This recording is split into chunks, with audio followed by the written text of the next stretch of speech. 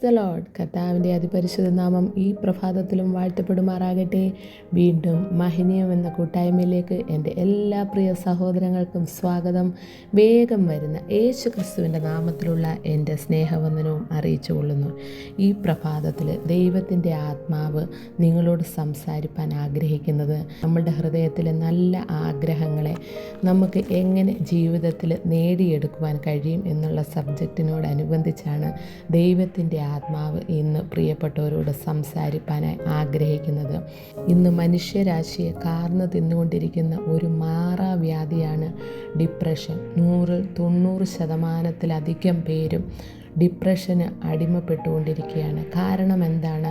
നമ്മൾ ആഗ്രഹിക്കുന്നത് പോലെ നമ്മളുടെ ജീവിതത്തെ കൊണ്ടുപോകാൻ കഴിയാത്തതാണ് പലരുടെയും വിഷയം. ഹാലേലൂയ. ഈ പ്രഭാതത്തിൽ ദൈവത്തിൻ്റെ ആത്മാവ് ദൈവവചനത്തിലൂടെ ചില കാര്യങ്ങളെ നമ്മളെ ഓർമ്മപ്പെടുത്തുവാനായിട്ട് ആഗ്രഹിക്കുകയാണ്. ദൈവത്തിൻ്റെ വചനപ്രകാരം നമ്മളുടെ ഹൃദയത്തിൻ്റെ നല്ല ആഗ്രഹങ്ങളെ എപ്രകാരം നമുക്ക് നേടിയെടുക്കുവാൻ സാധിക്കും? നമുക്ക് വചനത്തിലേക്ക് ഒന്ന് പോകാം.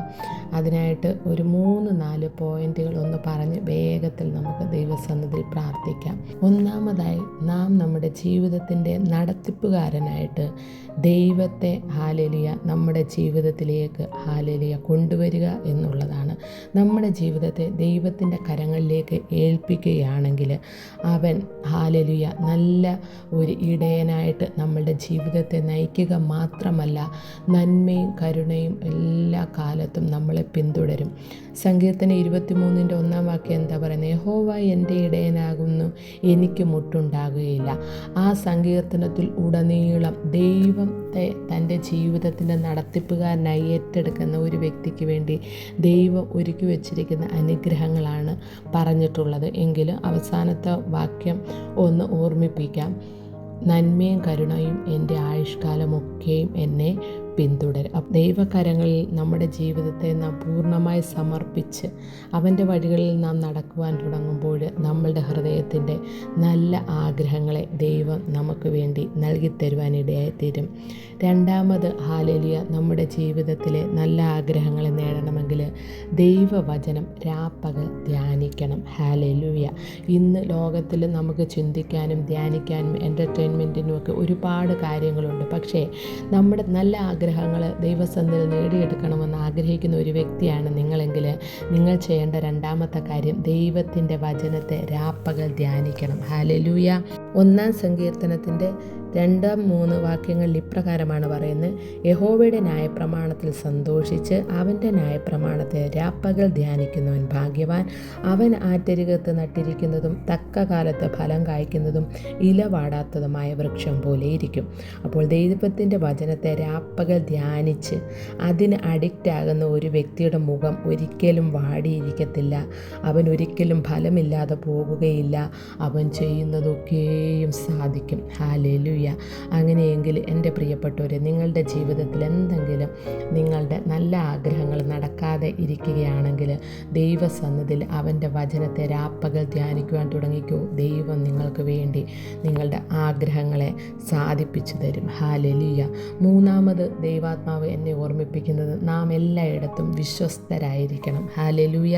നാം ദൈവത്തോടുള്ള ബന്ധത്തിൽ വിശ്വസ്തരായിരിക്കുമ്പോൾ തന്നെ നമ്മൾക്ക് ദൈവം തന്നിരിക്കുന്ന നല്ല ബന്ധങ്ങൾ, നമ്മളുടെ കുടുംബ ബന്ധം, ഭാര്യ ഭർത്തൃ ബന്ധം, കുഞ്ഞുങ്ങളോടുള്ള ബന്ധം, നമ്മുടെ സഭയുമായിട്ടുള്ള ബന്ധം, നമ്മുടെ ചുറ്റുപാടുമായിട്ടുള്ള ബന്ധം, എല്ലായിടത്തും നമ്മൾ വിശ്വസ്തത കാത്തു പരിപാലിക്കുന്ന വ്യക്തികളാണെങ്കിൽ, എല്ലായിടത്തും നമ്മൾ വിശ്വാസയോഗ്യരാണെങ്കിൽ തീർച്ചയായിട്ടും നമ്മളുടെ ആഗ്രഹങ്ങൾക്കൊന്നും ദൈവം ഒരിക്കലും മുടക്കം വരുത്തുകയില്ല.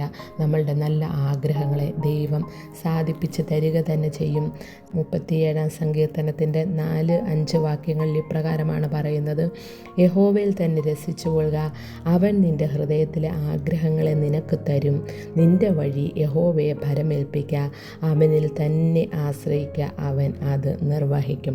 നാം ആയിരിക്കുന്ന മേഖലയിൽ, നമ്മളുടെ ജോലി മണ്ഡലമായിക്കോട്ടെ, കുടുംബ ബന്ധത്തിലായിക്കോട്ടെ, നമ്മളുടെ മാതാപിതാക്കളോടുള്ള ബന്ധത്തിലായിക്കോട്ടെ, എല്ലാ റിലേഷനുകളിലും സർവോപരി നമ്മളും നമ്മുടെ ദൈവവുമായിട്ടുള്ള ബന്ധത്തിലും നാം വിശ്വസ്തരാണെങ്കിൽ തീർച്ചയായിട്ടും നമ്മളുടെ നല്ല ആഗ്രഹങ്ങളെ ദൈവം നിറവേറ്റിത്തരും. ഹല്ലേലൂയ. പരിശുദ്ധാത്മാവ് പറയുന്നത്, ദൈവ സാന്നിധ്യം നഷ്ടമാക്കുന്ന ഒരു പാപത്തിലും നാം അകപ്പെടരുത്. ഹല്ലേലൂയ.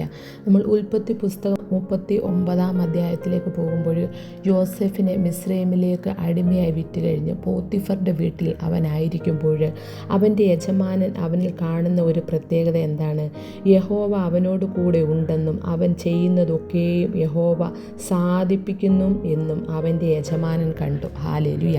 ദൈവം അവനോട് കൂടെ ഉണ്ടായിരുന്നത് കൊണ്ട് അവൻ ചെയ്യുന്നതൊക്കെയും ദൈവം അവന് സാധിപ്പിച്ചു കൊടുക്കുകയും അവൻ കൈതൊടുന്ന മേഖലകളെല്ലാം അനുഗ്രഹിക്കപ്പെടുന്നതും തൻ്റെ യജമാനൻ കണ്ടു. എന്നാൽ യജമാനൻ്റെ ഭാര്യ യോസെഫിൽ കണ്ടതെന്താ?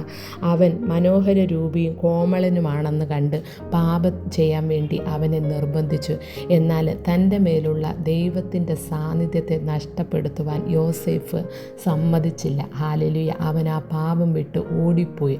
അതുകൊണ്ട് ദൈവം അവനെ ഏറ്റവും അധികമായി അനുഗ്രഹിച്ചു. അവൻ്റെ എല്ലാ മേഖലകളിലും ഉയർച്ചകളും നന്മകളും കൊടുത്ത് മാനിക്കുവാനിടയായി തീർന്നു. എൻ്റെ പ്രിയമുള്ളവരെ, നിങ്ങളുടെ ഹൃദയത്തിൻ്റെ ആഗ്രഹപ്രകാരം ഉയർച്ചകളും നന്മകളും അനുഗ്രഹങ്ങളും നിങ്ങളുടെ ജീവിതത്തിൽ വേണമെന്ന് നിങ്ങൾ ആഗ്രഹിക്കുന്ന വ്യക്തിയാണോ?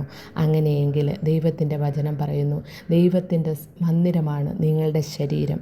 പരിശുദ്ധാത്മാവ് വസിക്കുന്ന നിങ്ങളുടെ ശരീരത്തെ ഒരു പാപത്താലും അശുദ്ധമാക്കരുത്. ഹല്ലേലൂയ. ദൈവ സാന്നിധ്യം നഷ്ടപ്പെടുത്തുന്ന ഒരു പാപത്തിലും നാം അകപ്പെടാതെ ജീവിക്കുകയാണെങ്കിൽ നമ്മൾ ചെയ്യുന്നതൊക്കെയും സാധിപ്പാൻ തക്കവണ്ണം ദൈവം നമ്മളുടെ കരങ്ങളോട് കൂടെ ഇരുന്ന് പ്രവർത്തിക്കും. എല്ലാ നന്മകളും അനുഗ്രഹങ്ങളും തക്ക സമയത്ത് ദൈവം നമ്മൾക്ക് തന്ന് നമ്മളെ ഓരോരുത്തരെയും ദൈവം മാനിക്കുവാനിടയായിത്തീരും. ഈ വചനങ്ങളാൽ എൻ്റെ പ്രിയപ്പെട്ടവരെ എല്ലാവരെയും ദൈവം ധാരാളമായി അനുഗ്രഹിക്കട്ടെ. Thank you. God bless you.